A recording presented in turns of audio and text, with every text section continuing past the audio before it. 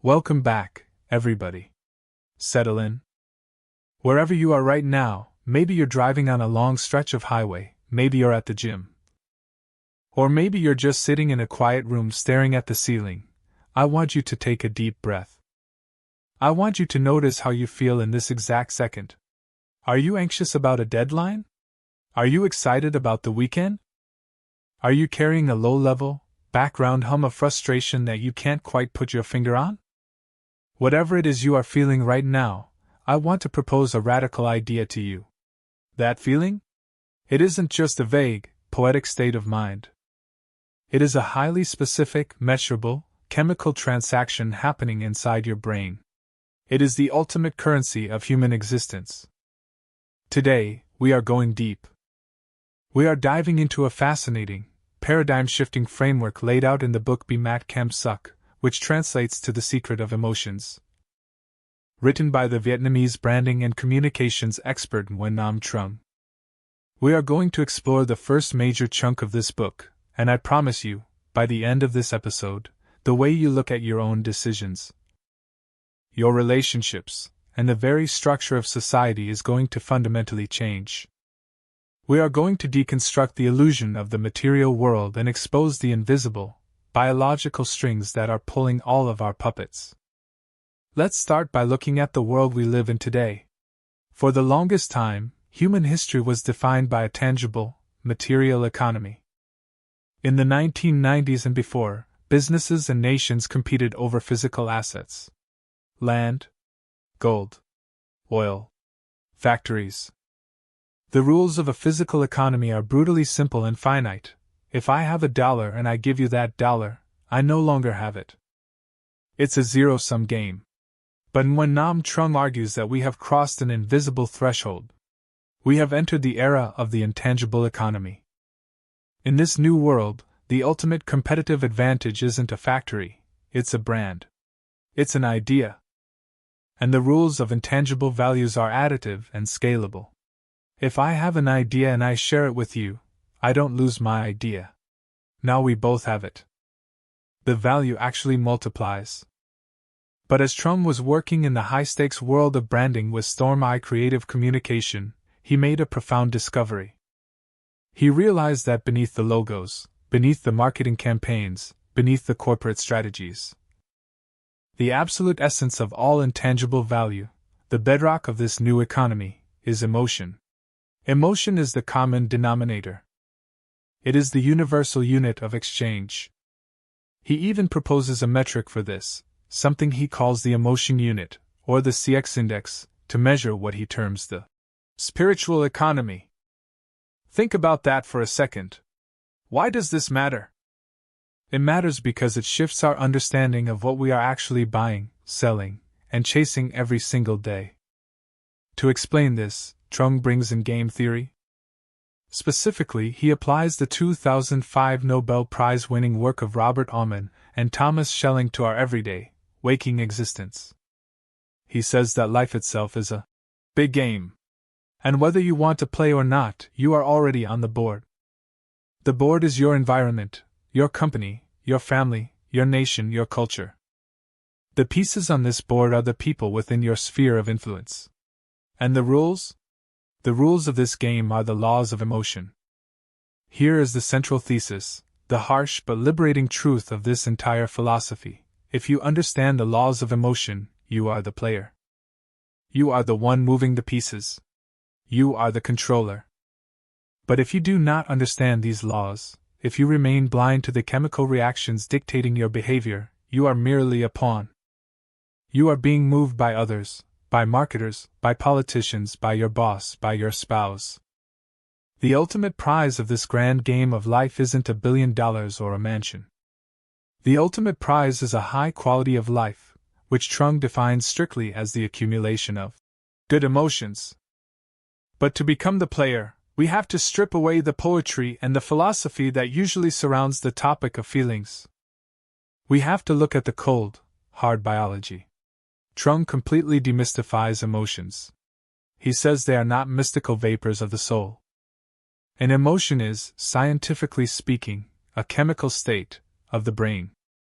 It is the direct result of varying ratios of 54 different hormones, oxygen levels, and nutrients flowing through your bloodstream and acting on your neural pathways. He defines an emotion simply as a mental state, resulting from an internal or external trigger that prepares an individual to act. Why do we have them? Why did nature wire us this way? Because emotions are the ultimate evolutionary survival tools. They are not accidents. They serve two primal instincts. The first, and most powerful, is the preservation of the species, the drive to reproduce and protect our offspring. The second is self-preservation, the drive to keep ourselves alive. Emotions are the biofeedback system that ensures we fulfill these instincts. Hunger isn't just a feeling, it's a chemical alarm signaling a need for energy. Fear is a chemical injection preparing your muscles to flee or fight. Sexual attraction is a neurochemical cocktail ensuring the continuation of the human race. To prove that emotions, and not rational logic, are the true drivers of human behavior, Trung presents 4 visceral, everyday stories. These are case studies in what happens when the chemical states of the brain are misunderstood or left entirely uncontrolled. First, there is the tragedy of H. Song. Song is a disciplined security professional. A guy trained to keep his cool, to follow protocol. But one day, he discovers his girlfriend is cheating on him. In that moment, logic vanishes. He is hijacked by a massive, overwhelming chemical surge of rage. It floods his brain, shutting down his prefrontal cortex, the rational part of his mind. Blinded by this hormonal storm, he murders his girlfriend, he murders her lover, and then he takes his own life. The lesson here is terrifying but vital. Even the strongest, most disciplined individuals can be reduced to animals when hijacked by intense, negative emotional chemistry. Then we have the story of N. Hui represents the illusion of material wealth. He is a highly successful businessman. He provides absolutely everything physical for his family, a beautiful house, cars, money. But he completely neglects their emotional needs, spending all his time out drinking and networking with clients. His house is a paradise of physical objects, but it is an absolute hell of emotions. His family is miserable. The lesson? Material surplus can never, ever compensate for an emotional deficit. Because at the end of the day, a mansion doesn't release serotonin. Connection does. Third is the story of K. Thursday. She is a bar hostess who becomes incredibly wealthy. How? Because she understands the intangible economy better than anyone with an MBA. She realizes that men will pay exorbitant amounts of money not for physical intimacy, but for the feeling of being loved, desired, and important. She turns emotion into a weaponized currency. She gives these men just enough psychological stimulation to keep them hungry, but never enough to leave them satisfied. She manipulates their desires for profit, proving that if you control the emotional triggers, you control the wallet. Finally, there is V. Tan. Tan is a high-earning marketing director who falls into massive debt and ends up committing corporate fraud. Why? To maintain a fake, high-end lifestyle just to impress a model he is dating. He destroys his career, his freedom, and his future. For what? For the emotional need for pride and face. The chemical high of feeling superior and admired led him into highly irrational, self-destructive behavior. When you look at these 4 stories, a pattern emerges. You see that emotions are predictable, chemical rules of a game. Why do smart people act like moths flying into a flame? Because the flame triggers a chemical release they are addicted to.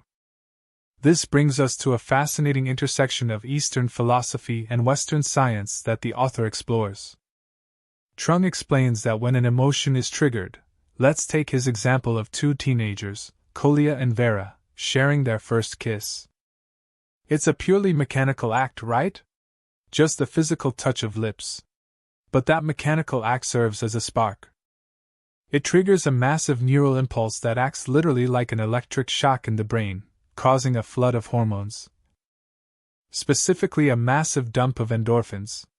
Trung bridges this with Eastern medicine.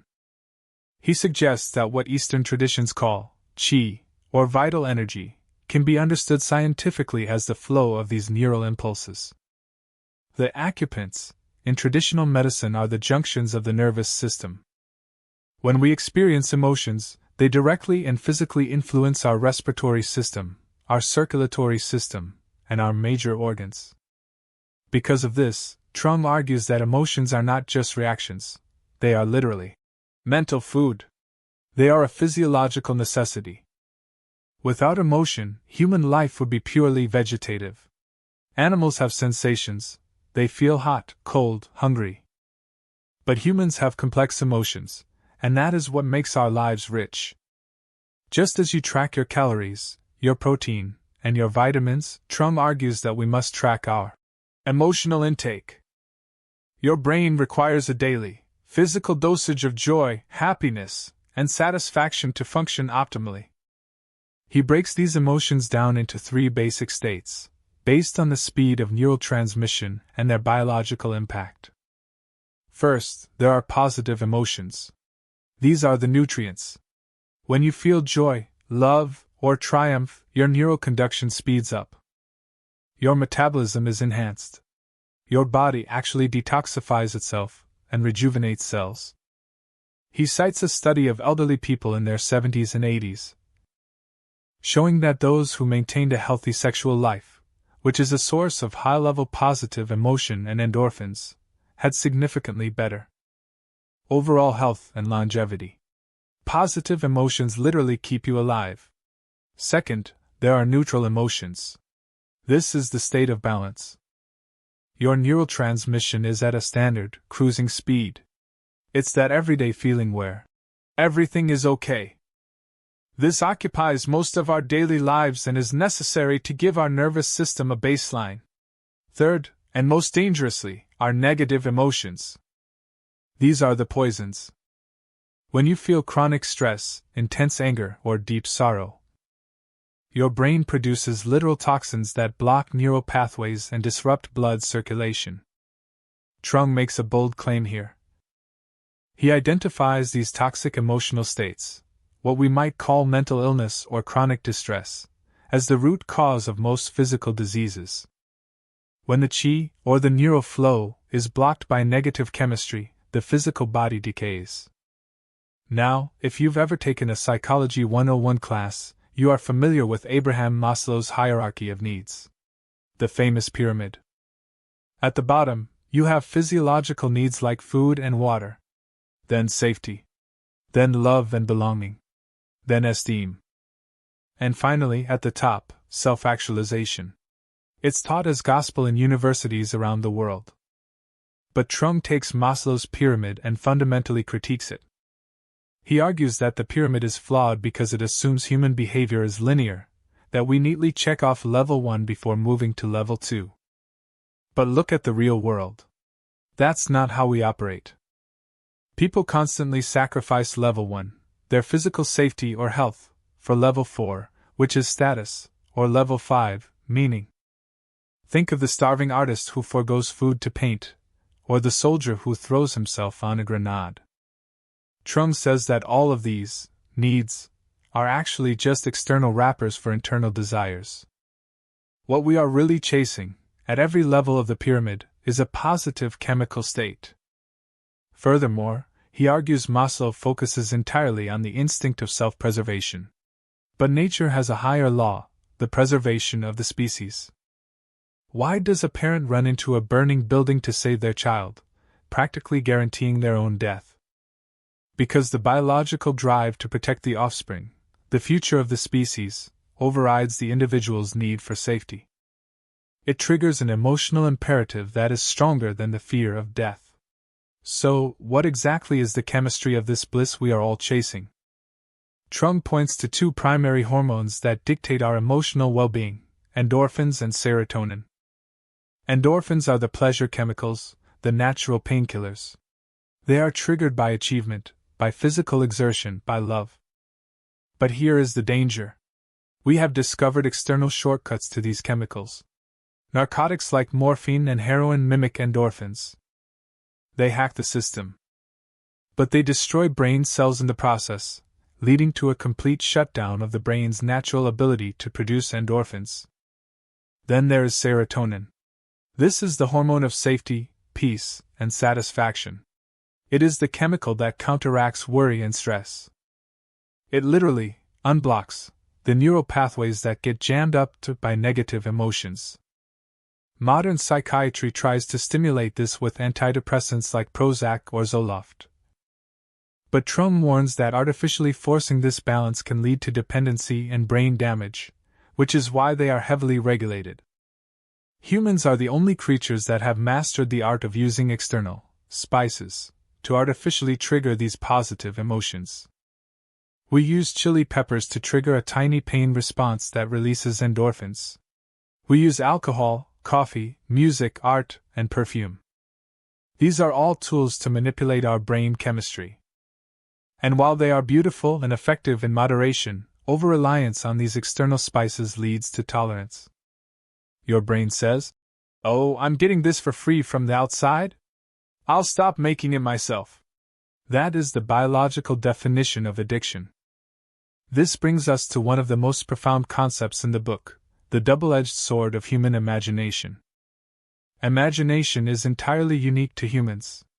It is the source of all human creativity, the foundation of civilization itself. Because we can imagine a bridge, we can build it. But this exact same neurological superpower is also the source of our deepest suffering. Animals only suffer in the present moment. A zebra running from a lion is terrified. But once it escapes, it goes right back to eating grass. It doesn't sit there having a panic attack about what might happen tomorrow, or beating itself up for not running fast enough. Humans do. Because of our imagination, we can press, replay, on a traumatic event in our minds thousands of times. And here is the kicker: your brain cannot tell the difference between a real event and a vividly imagined one. Every time you replay that negative memory, you trigger the exact same toxic chemical dump in your body. We amplify our bad emotions and create a hell of our own making. But there is a biological loophole, a way out of this trap, and it is perhaps the most actionable piece of advice in this entire summary. It's based on Daniel Goleman's work on emotional intelligence, and it's called the 15-minute rule. The rule states that an individual, acute emotional state rarely lasts longer than 15 minutes. Why? Because emotions are temporary chemical states. Your blood is constantly circulating. It is constantly refreshing your brain. The specific hormones that were dumped into your system to create that feeling of blinding rage or sudden panic are literally washed away by your circulatory system within about 15 minutes. Think about why this matters. If you are furious at your spouse, or you receive an infuriating email from your boss, your biology is screaming at you to react.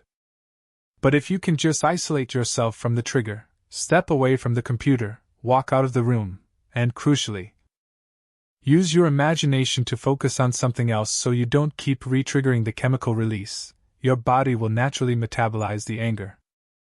In 15 minutes, the chemical storm will pass, and your rational prefrontal cortex will come back online.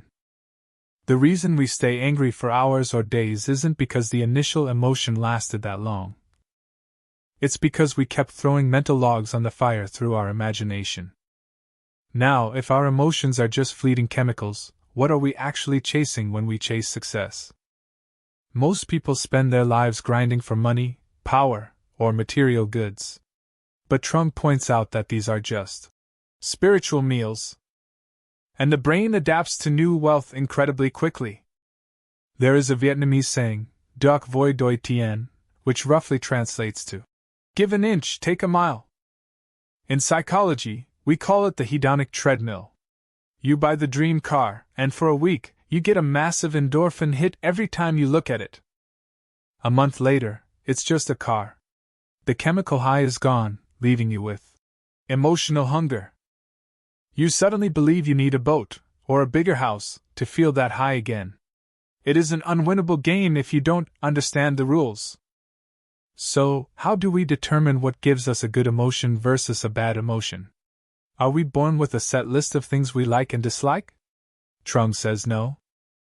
Emotional reactions are largely Pavlovian conditioned reflexes, shaped entirely by our social environment. We feel good when our actions align with what our specific society praises, and we feel shame when they don't. He gives a brilliant, contrasting cross-cultural example to prove this. Look at the Ida people, an ethnic minority in Vietnam with a matriarchal society. Traditionally, in their culture, women took great pride in being topless. For a young Ida girl, baring her breasts was a source of identity, beauty, and deep pride, a highly positive emotional state. Now take a girl raised in the modern, conservative culture of Saigon, and force her to be topless in public. She would experience intense shame, trauma, and a psychological crisis, a highly negative emotional state. It is the exact same physical act, the exact same biological reality. Yet it produces polar opposite chemical reactions in the brain. Why? Because of the social mirror. We are programmed by our culture to react chemically to specific social conventions. This leads to what Trung calls the law of reciprocal experience, Kin Niyam Doyam. This law states that the intensity and value of an emotion depend entirely on an individual's personal history and internal database of knowledge. Consider fish sauce, Nuoc Mam. To a Vietnamese person, the smell of fish sauce triggers a cascade of positive, nostalgic, comforting emotions. It smells like home, like family dinners, like delicious food. It triggers serotonin and dopamine.